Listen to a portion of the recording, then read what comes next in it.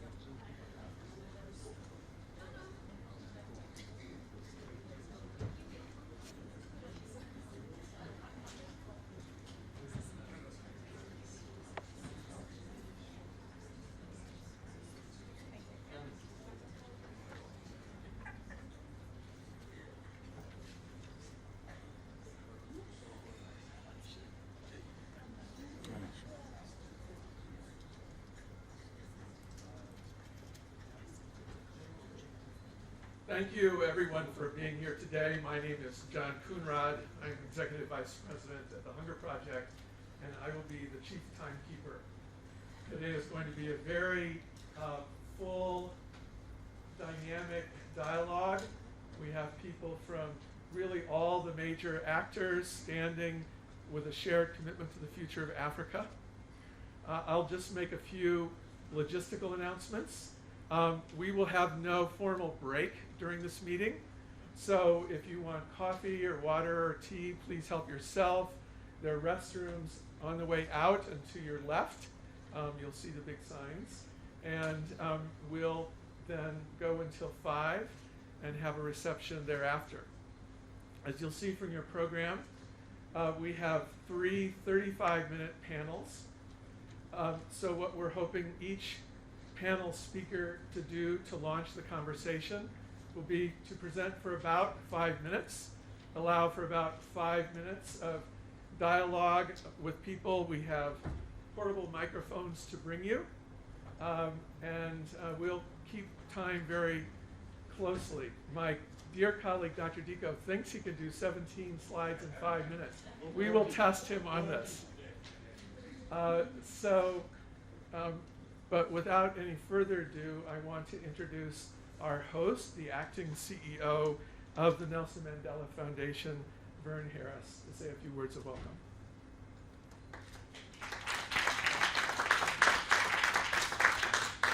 Good afternoon, everybody.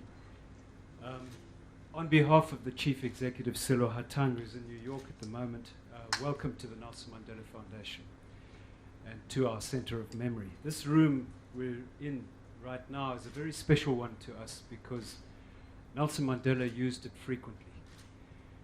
And I thought I'd just recount 2 instances in terms of anecdote, but they do have significance to what I want to say as well. The first one is 2004. You might remember he called a press conference and told the world that it was time for him to retire from retirement. Don't call me, I'll call you. He did that right here in this room.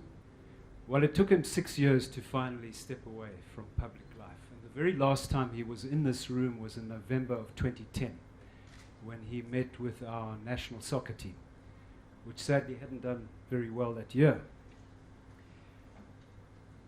But Selo asked me to emphasize that we support the work that the Hunger Project is doing. And he asked me to say a little about why we feel that the work we do aligns closely with what you do. Going back to that announcement by Madiba in 2004, that inaugurated a period of deep self-reflection for this organization. We had to ask that unthinkable question, what do we do without him? Because essentially we had been his post-presidential office doing whatever he felt passionate about. And one of the options was to simply close the organization down. He and other key stakeholders persuaded us to continue working with a completely transformed mandate, namely to promote his legacy through memory and dialogue work. Not celebratory memory work, not easy dialogue work, but specifically the difficult memory and dialogue work. I remember very clearly Madiba saying, if you get people in a room who all agree with one another, that's not a dialogue, that's a chat. I don't want you to spend money on chats. And the kind of dialogue that we look to convene is precisely the dialogue that brings together people who actually don't want to even see each other, and who come into a space that is safe enough for them to say the unsayable.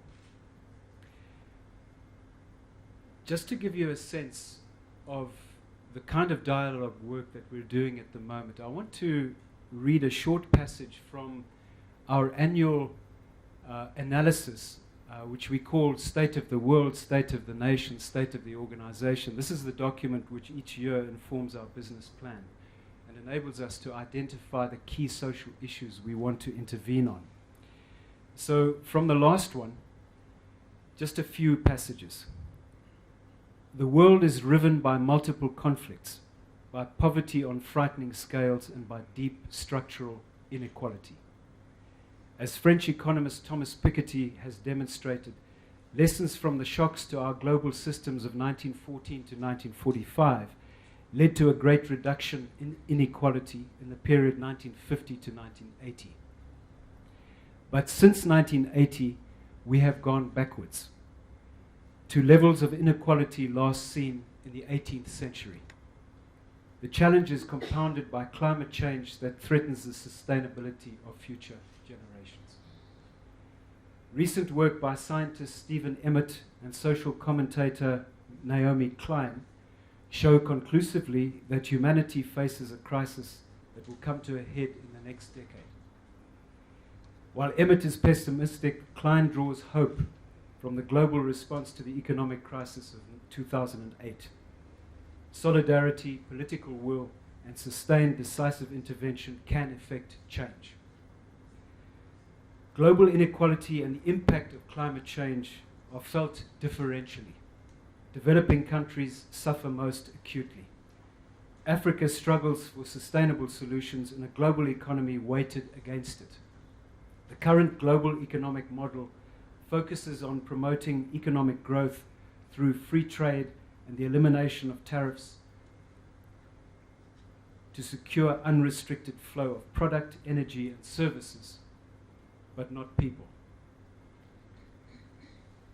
Africa, with its underdeveloped manufacturing and services industries, is unable to leverage its natural and mineral resources beyond the export of raw materials and thus is disabled in competing in the supply of high-value goods and services. In addition, its abundant youthful population is trapped behind barriers to international migration due to the exclusion of free flow of people from our global economic model. A new economic model is urgently needed to promote local manufacturing and service enterprises and to stimulate more inclusive, sustainable development that would benefit those trapped at the bottom of the economic pyramid. That's the high-level conceptual framing for the dialogue work that we're doing at the moment. And the Board of Trustees for 2015-2016 approved the following dialogue programs, all of which we're now involved in. Race and identity, which is a critical fault line in South Africa. One expression of it is xenophobia, and you'll know what's been happening in South Africa in the last couple of months. We're busy on this as a critical issue. It will be a priority for us for the foreseeable future. Secondly, access to information. Thirdly, reckoning with the past. We believe that despite our Truth Commission and many other special instruments, we haven't begun to do the difficult memory work, which explains why we carry so much rage in our society. Then youth alienation, land and traditional leadership, and lastly, poverty and inequality. And I quoted Thomas Piketty. It's no accident that we've invited him to be the speaker for the Nelson Mandela annual lecture this year. He's just accepted, so he'll be here later this year. And then lastly, just to point out that for the last 3 years, one of the focus areas in our global Mandela Day campaign has been food security. So I hope I've demonstrated, I hope Silo would be happy if you were listening, that I've shown you that we are closely aligned to the work that you're doing, and we're delighted to have you here today. Please feel at home, feel safe, and we wish you well with your deliberations. Thank you. Thank you so much. Okay, next I'd like to call on Steve Sherwood, the chair of our Global Board of Directors.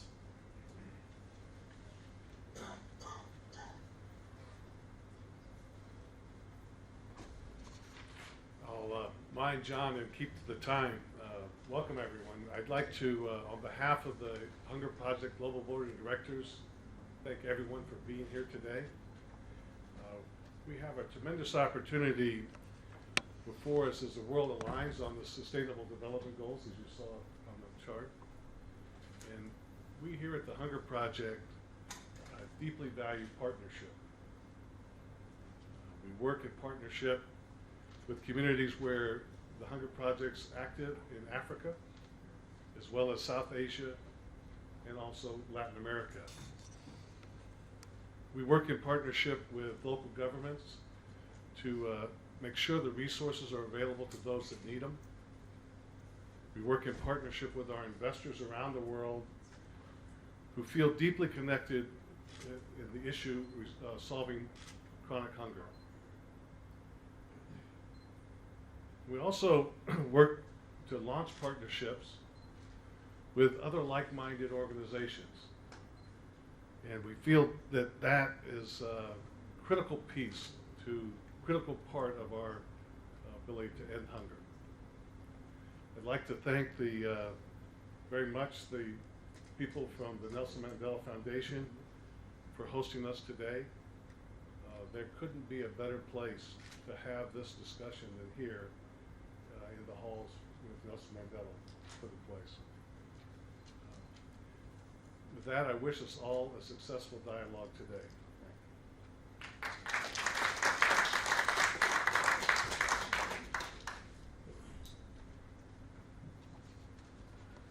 Okay, it's now my pleasure to introduce our President and CEO, Åsa Skogsholm-Felt, who will frame this meeting for us. Åsa?